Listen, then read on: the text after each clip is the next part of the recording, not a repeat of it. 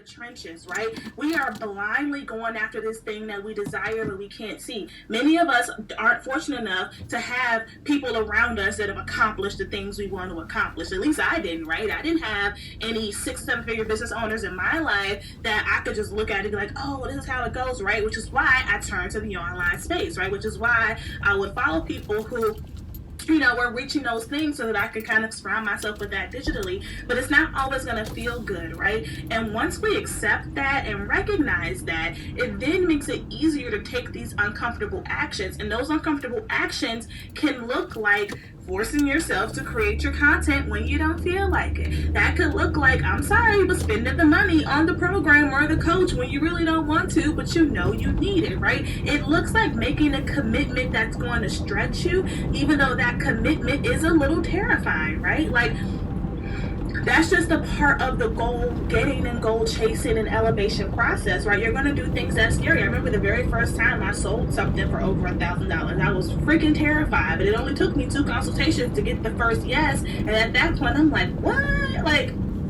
I'm shook, right? And it really shouldn't take somebody else to validate you, but I'm just being honest about where I was in my journey. I have no problem being transparent with you all and being open about what I've went through.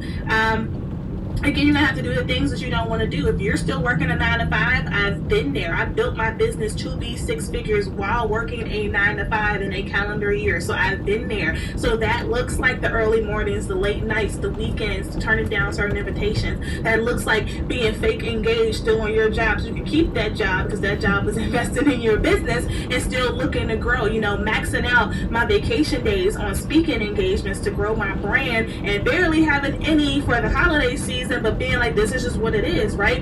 Being on my computer during Thanksgiving because it's Black Friday, like, I gotta make this coin, right? Like, it looks like those things that don't feel good, but you know in your heart of hearts that they're getting you closer to where you want to be, right? But it's a different kind of not feel good. This is not the inauthentic don't feel good, like, when you're copying somebody or you're doing things that don't really feel natural, so you're like, that's different. That's like inauthenticity. But what we're talking about here is just discomfort around doing something that's stretching you, right? Like, if you work out, when you're stretching kind of hurts, unless it's like after the workout, then it kind of feels like a release because you're like letting go of those tense muscles. But for the most part, stretching is uncomfortable because you're forcing yourself to elongate, right? So you're putting yourself in a new position to conquer that level of abundance that you desire, and in turn, not only are you getting closer to those goals, but you're also stretching your own mental fortitude and capacity to see beyond what it is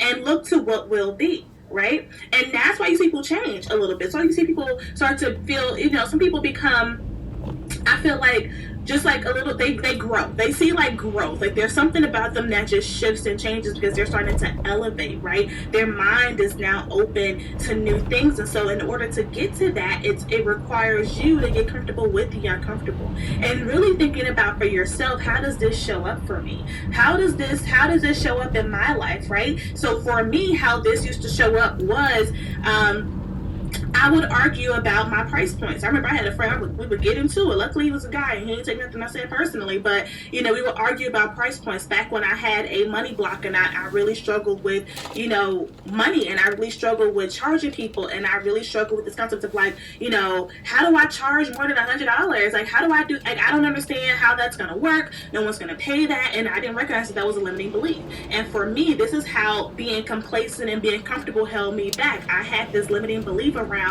my worth and my value and what I could be paid for my expertise, and then that comfort and complacency showed up with me pushing back on people who were trying to help, and then it reflected itself in my business growth. I had 1,000,001 clients and no money. That's why I wasn't charging anything, right? So that's how that showed up for me. Another way it showed up for me was my willingness to invest in myself, right? So if I was scared to charge more than $100, and that also meant I was scared to spend more than $100. So for the longest time, I wouldn't invest in the level that I needed to because I had a money block, right? And there's no coincidence that the first time I decided to spend, I think my first major one was like $500, and after that it was like $1,500. And this was within like a 6-month time period, but there's no coincidence that in that moment, that's when I started to see my first big jump, right? And it's not, I always say, it's not necessarily about the people, because I did hire good coaches. I was very fortunate.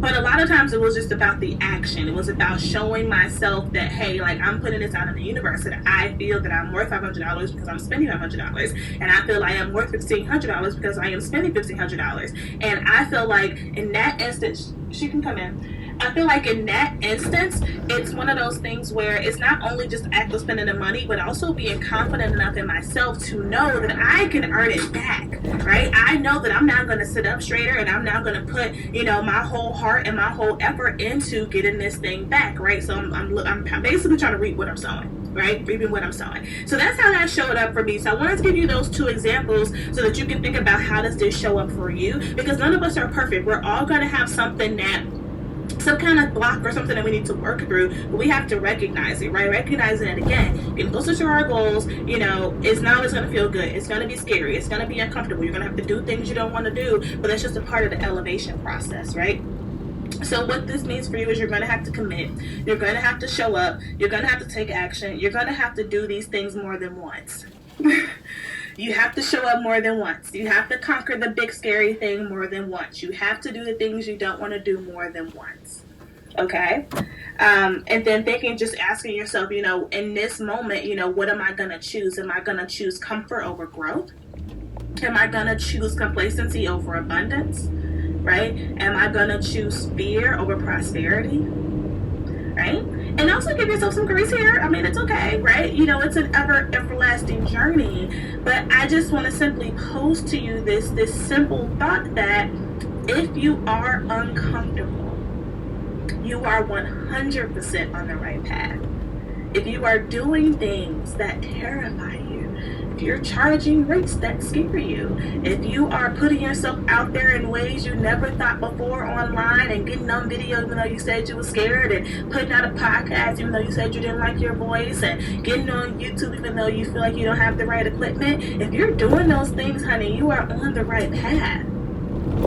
If you're saving up, for that coaching program, if you're like, when tax time hits, I'm going to invest in my first thing, please be excited about that. Don't let nobody talk you out of it. Now, you do want to do your due diligence now. Don't just spend money with anybody, all right? I'm saying, it's a whole other conversation.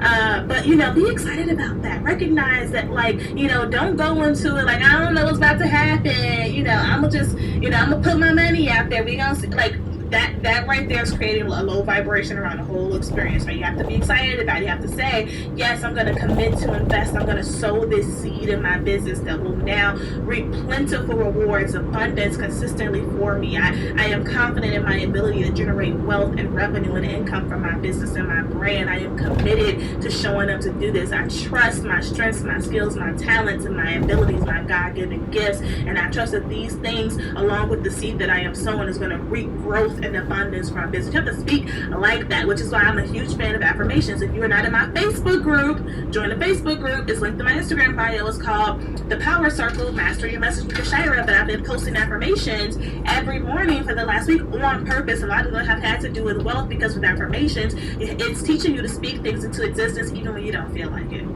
And I've had a lot of clients that have battled with low self-esteem, and I tell them to do the affirmations in the beginning. They think it's dumb, and then after a while, they're like, hey, I just want to make sure, I feel like I'm getting better, but I want to make sure it's affirmations. And I'm like, yeah, it actually is. So sometimes you just got to learn how to speak life and speak those things to your business. So with that, I'm going to go to lunch now. I'm going to let y'all go. I'm going to start preaching to you on this live stream. Make sure you're registered for Wednesday's class, Lux Launch 2020. The link is in the title of the live stream and in my